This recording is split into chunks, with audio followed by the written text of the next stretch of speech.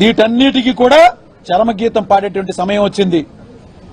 అంటే ఇక్కడ కుల ప్రస్తావన నేను తీసుకొచ్చానని చెప్పని మీరు తప్పుగా అనుకోవచ్చు. నేను ఏ పార్టీలో ఉన్నా కూడా ఎక్కడ కాపులకు ఇబ్బంది కలిగితే తప్పనిసరిగా స్పందిస్తాం మేము.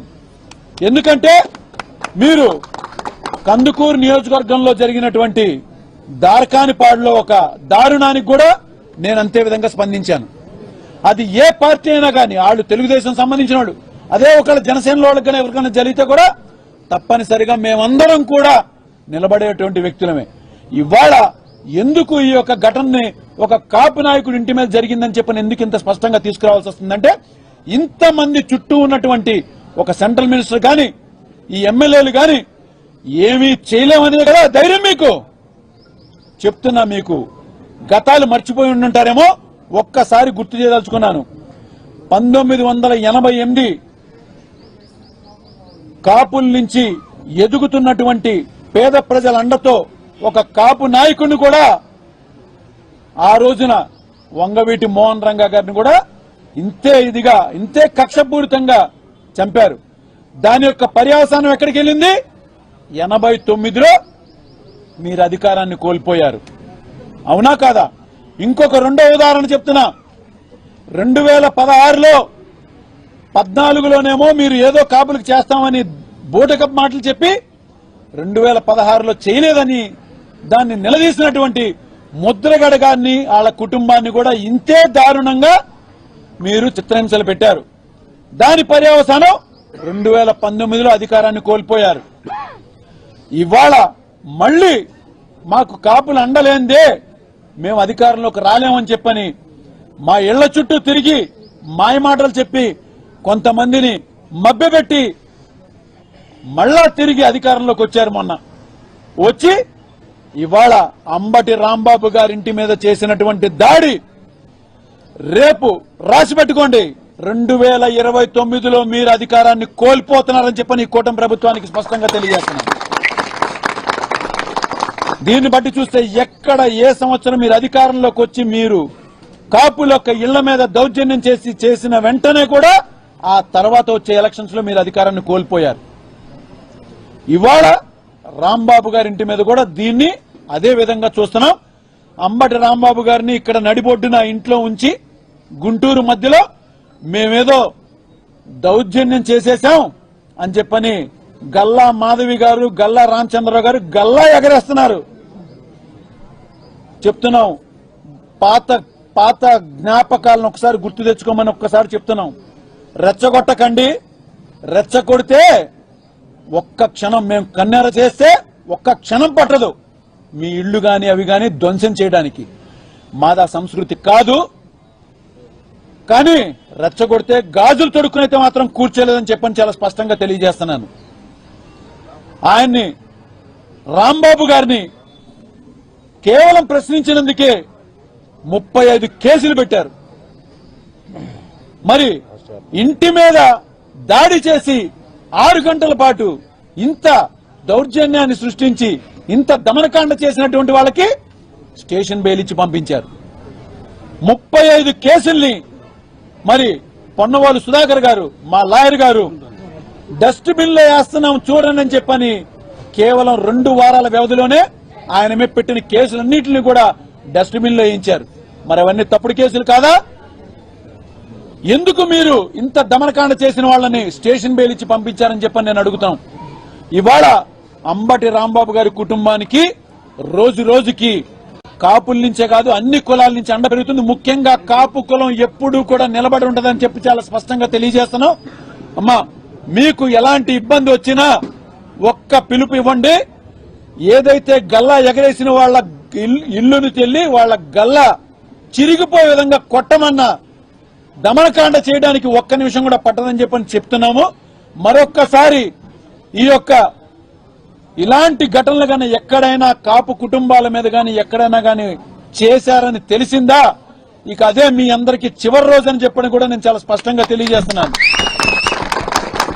తప్పుడు కేసులు పెట్టారు, బెయిల్ వచ్చినా కూడా మళ్ళీ ఇంకొక పెట్టి కేసు ఒకటి పెట్టి మళ్ళా తీసుకెళ్లి జైల్లో వేశారు. ఎన్ని రోజులు వేస్తారు చేయండి, చేయని తప్పుకి ఎన్ని రోజులు వేస్తారు చేయండి. ఎప్పటికైనా బయటికి రాక తప్పదు. ఒకసారి గోడకు కొట్టిన బంతి ఎంత రివర్స్ గా వస్తుందో అంతే రివర్స్ లో మీకు రానున్న రోజుల్లో మేమే కాదు ప్రజలందరూ కూడా చూస్తున్నారు. తప్పనిసరిగా మీరు చేస్తున్నటువంటి ఒక తప్పుడు ప్రచారానికి మీ యొక్క సులాభాల కోసం, రాజకీయ లబ్ధి కోసం ఇంతటి నీచమైన దుష్ప్రచారానికి ఒడిగడుతున్నటువంటి మీ అందరికీ కూడా 2029 ఏ కులం ద్వారా మీరు బలం పుంజుకుని అధికారంలోకి వచ్చారో మేమందరం ఏకమయ్యి మిమ్మల్ని భూస్థాపితం చేస్తామని చెప్పని 2029లో తిరిగి మీరు అధికారాన్ని కోల్పోతున్నారని చెప్పని చాలా స్పష్టంగా తెలియజేస్తున్నాను. దీనికి కాపు కులం మొత్తం కూడా ఏకతాటి మీదకి వచ్చి పనిచేస్తుందని చెప్పని నేను చాలా స్పష్టంగా తెలియజేస్తున్నాను. జోహార్ విఎం రంగా, జోహార్ బెబ్బులి రంగా, వర్ధిల్లాలి కాపు ఐక్యత.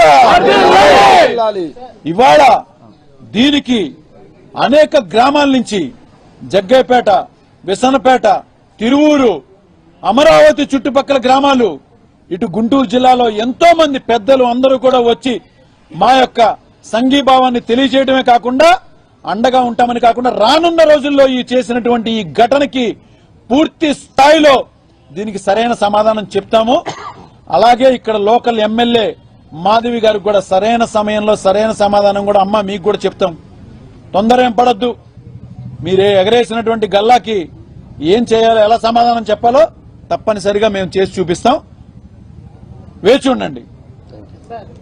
మీరెంత రెచ్చగొట్టినా మాకు కూటమి ప్రభుత్వంలో పవన్ కళ్యాణ్ ఉన్నాడు కాబట్టి ఆయనతో మేము కాపులంతా నడుస్తాం, వైసీపీకి నడవన్న ఒక సంకేతాన్ని పంపిస్తున్నారు కాపుల్లో.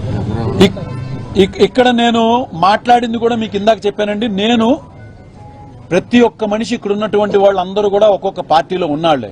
కానీ ఇవాళ మేము స్పందించినటువంటి దానికి జనసేన వాళ్ళకి కూడా ఇలాంటి పరిస్థితి వచ్చినా కూడా మేము కంపల్సరీ నిలబడతాం. తెలుగుదేశంలో ఉన్నటువంటి వాళ్ల మీద లక్ష్మీనాయుడు, పవన్, భార్గవ, దార్కానిపాడు, కందుకూరు నియోజకవర్గంలో జరిగినప్పుడు కూడా మేమందరం నిలబడి ఉన్నాం. మీరు గమనించుకుంటారు.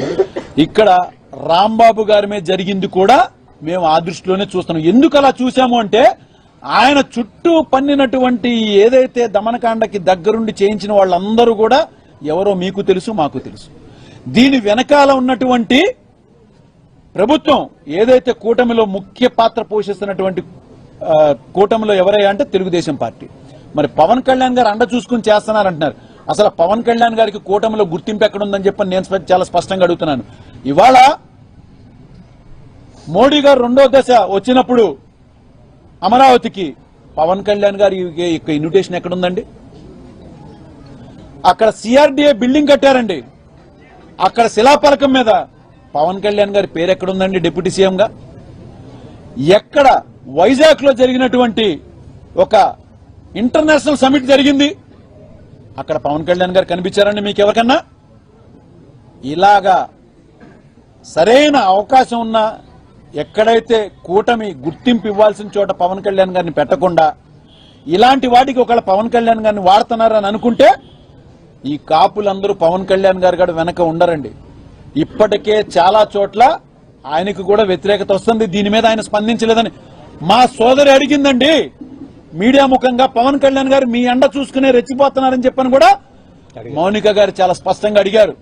ఇవాల్టి వరకు ప్రెస్ మీట్ గానీ ఆయన ఎదురొచ్చి ఒక మాట తప్పు జరిగిందని చెప్పలేదంటే ఎవరినైనా నిలదీస్తాం. ఆయన కాదు, వాళ్ళ అన్నదమ్ములు మొత్తం కట్టగట్టుకుని వచ్చి ఈసారి గన మీరు కూటమికి సపోర్ట్ ఇవ్వండి అంటే మాత్రం చెప్పాను కదండి. 88 తర్వాత రిజల్ట్ 89లో ఏం జరిగింది, 2016లో ముద్రగడ గారి తర్వాత 19లో ఏం జరిగింది, ఇవాళ ఈ ఘటన తర్వాత 29లో కూడా రిపీట్ అవుతుంది. తప్పనిసరిగా కూటమి అనేది ముఖ్యంగా తెలుగుదేశం పార్టీ తన అధికారాన్ని కోల్పోతుంది అనేది మాత్రం చాలా స్పష్టంగా తెలియజేస్తుంది.